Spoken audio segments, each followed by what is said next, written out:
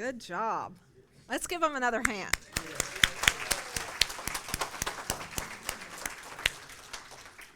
And I'm going to move this somewhere.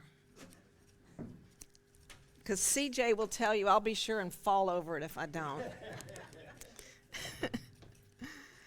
So, last week, Reverend Sonia, she taught us all about Dr. Martin Luther King. And he had this dream of equality. And he lived his life through love and peace. And that's how he worked to accomplish his dream. And I just think we should all live like that. We should just all live with this agenda of love and this acting out of love and peace. But you know what? There's a lot of times when those opportunities just don't exist, for me anyway. Maybe, I don't know. It's hard to recognize them, right? So I have to tell you a story. About a week and a half ago, I saw a post on Facebook where Keith Vivens was playing at a brand new pub here in the Woodlands. Not only here in the Woodlands, but practically in my backyard. So I sent it to Jan, and she's like, well, let's go. So I'm like, okay. So we decided to go. This was like on a Wednesday. Friday morning, Jan calls and says, I kind of invited like everybody I talked to this week. And so there's now going to be 8 of us going. I'm thinking it's just her and I. Maybe my husband might tag along. I don't know. But she's like, there's going to be 8 of us. So I'm like, okay. So her and I and Reverend Sonia decided we would get there early to like camp out and get some seats for the 8 of us and maybe order some food. And because the band didn't come on till 8, but we knew with Keith Vivens playing, it would be hugely popular, right? And it was, believe me, it was. So we get there, we're sitting there, we order our drinks, everything's good. And this couple walks by. You know, they're maybe a few years younger than me. He's got on a rugby shirt, so he looks like he fits in perfectly in this pub. And he says, hey, can y'all babysit my wife for a bit? I got to go to the bathroom. And we're like, Jan's like immediately, yeah, sit down, pulls out a chair, and we have her sit down. And he explains again, I'm going to go to the bathroom, and I'll be back in a little bit. Now, this building, it's really kind of 2 rooms. It's like the room where the music is and is more of a restaurant. And then the pub, the kind of the, not smoky, because people can't smoke indoors, but dark, moody pub vibe on the other with TVs playing, European football. And that's what we call soccer. And so she sits with us and he disappears. And we just get to know her. We have a lovely conversation for maybe 10, 15 minutes. We learned, they had been married 7 years and she had been married before. And we're just having a little girl fest there. He comes back, he pulls up a chair, and he sits for another 10, 15 minutes.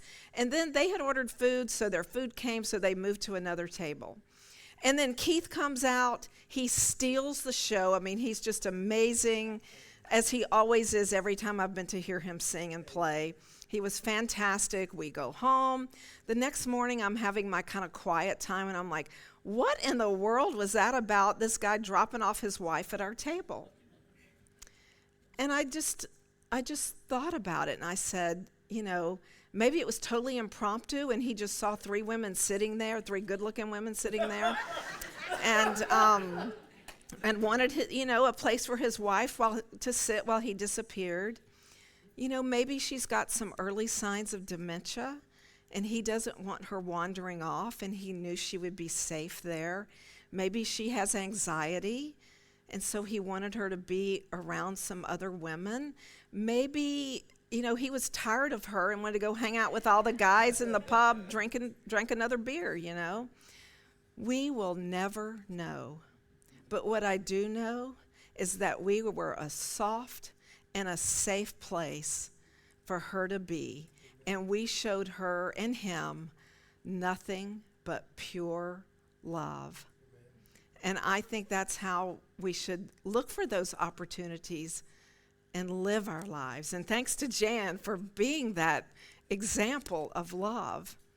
And I try and look for opportunities to be that way. And I'll tell you an interesting story about me selling a car. So when I turned 41, I had a little bit of a midlife crisis. And I traded in my perfectly good sense Toyota Camry on a little BMW convertible with the big engine. It was fast. It was cute. I looked good in that car. I did. Well, and I loved that car. Well, six or so years later, I got transferred to another country. And so within a few months, I was traveling for work. We had to sell our house. We had to sell our cars. We had to figure out what we were taking to this new country. We were doing all the expat stuff, like, getting our will in order and stuff like that, visiting doctors and all the paperwork with the company. And so I had to sell this car that I loved and that I looked good in.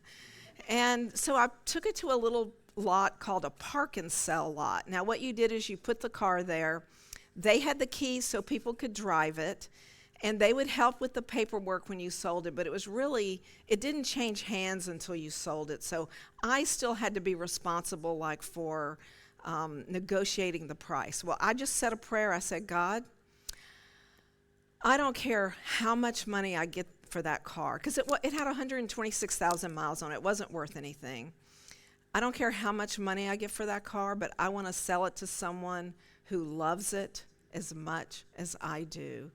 And I want the entire process to just be filled with love, because it was kind of a stressful time. Did I mention it was right before Christmas? Mm-hmm. We literally flew out January 1st. So I put the car on the lot. A couple of guys call and want to buy it. But I knew after talking to them, they were not going to love that car. And so I said, no, my husband's going, the clock is ticking. You've got to sell this car. And on December 20th, a guy from Dallas called. He had not seen the car. He had not driven the car. But he started telling me his story and why he wanted that car. And I knew he was the one. And he said, I can't take off of work until the 24th, but I can fly into Hobby. I can take a taxi up to Spring, and I'll buy the car. And so I said, okay. He had to trust me that I wasn't going to sell it before then, and I had to trust him that he was going to come on the 24th, right? He came, and when he got there, I said, listen, if there's anything about this car that you don't love at this point, I will drive you back to Hobby Airport. There's a flight every hour to Dallas, and you don't have to buy it. I want this to be a win-win. But he loved it, and he bought it, and he drove away, and I prayed for him every day for a month or so. And it just goes to show that even a stressful time, a car transaction, God's hands were all over that, because I wanted it to be about love. Now, there's another time every year, and I usually get up here when I platform and tell you about it every year, so some of you have heard this. But when I volunteer at the Woodlands Pride Festival for our church every year, for days I'm filled with love. And I have been volunteering for that since the very first year. And it's a beautiful festival, tons of families, and we give out water. We give out cold water and little bracelets that have our website on it. In the first few years, I kind of had an agenda. We were bringing people to our church. We were filling these chairs with people from the Pride Festival. And after a few years, I realized, yeah, we got some visitors, but that really wasn't what my agenda was supposed to be. My agenda was supposed to be only love. And so after I realized that, I just show up and just love people. And I go stand out in front of that booth and I just give out water the whole time. It's, for some reason, even though it's in October, it's the hottest day of the year. I mean, I have never sweated that much, ever. And every year it's that way. So we give out water. And most of the time, I'm just sending them love, saying, here's a water, hydrate. Y'all have a great time today. Enjoy your day. Take a bracelet. And for probably 50 to 80% of the people, that's all they want is a bottle of water. And then there's some that kind of pause. And they look at our banner, and they look at me, and they see I've got on a shirt that says Unity of the Woodlands. And when they pause, I say, we're an inclusive church right here in the Woodlands. We would love for you to come see us. And here's our website if you want to know more about us. And some of them just say, okay, and take the water and leave. But some of them say, oh, I'm looking for a church. And so I tell them more about this beautiful community, and that we're a soft and safe place for anybody to land, that we're a community. And I also make sure that all of the constables keeping us safe have plenty of water, and I send them love. And this last year, for the very first time, we had protesters. And what did I do? I loved them. I sent them love. It was all I could do, because my agenda should be what Jesus taught us, and that's to love. Jesus taught us to love our neighbors, to love our enemies, and to love God.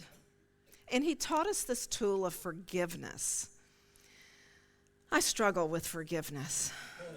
I'm a work in progress, okay? Now, every January, I get a unique opportunity to practice forgiveness, because even though I don't look like it, I go to the gym every day, Monday through Friday, with a friend, and we get on treadmills, and we yak for an hour. And every day we do that, and we nickname everybody else in the gym. It's a small gym. There's only 4 treadmills, and her and I take up 2. We're there between 7 and 7:15 every morning. And in January, you would not believe it, these new people come to the gym that have never been there before. And they take our treadmills. So I have to forgive them, and I have to love them. And this year I decided to do something a little different. That for most of those people that kind of come and go while I'm there, I'm going to tell them good morning or goodbye. Now, 50% of them look at me and go, who is this stalker woman, and why is she talking to me? But then the other half of them, I can tell after a few weeks, they were like walking and looking, sort of glancing my way. When is she going to say it? Well, if I was in the middle of yakking, I couldn't say it right away. And finally they would look at me, and I'd say, oh, good morning, or oh, goodbye, have a good day. And there's even been a few that I've told, I'm so glad you're still here in February, because it helps me be here to just make sure that you're going to be here. So it's just sending love and forgiving. And you know, if they're on our treadmills, we just go to Starbucks anyway. So it's all okay during those first couple of weeks in January. So Jesus taught us about forgiveness through a parable of the prodigal son. And I know you all know the story, and I've preached on this before, so again, some of y'all are going to hear it again. So you all know the story, right? The prodigal son, he decides he wants to sow his oats, so he goes and asks his father for his inheritance.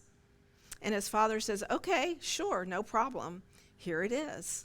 And blessed him on. And he goes to some foreign country, and he takes his inheritance. I think there's prostitutes and drugs and alcohol and pizza and chocolate involved. Oh, yeah, those are my sins there, pizza and chocolate. But he just does it all. He squanders the money, doesn't think about his family at all, until there's a famine.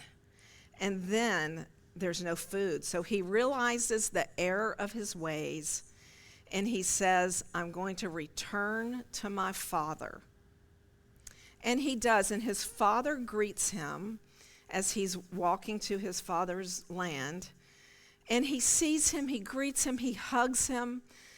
He just embraces him and welcomes him back. He throws a party for him, and he gives him gifts.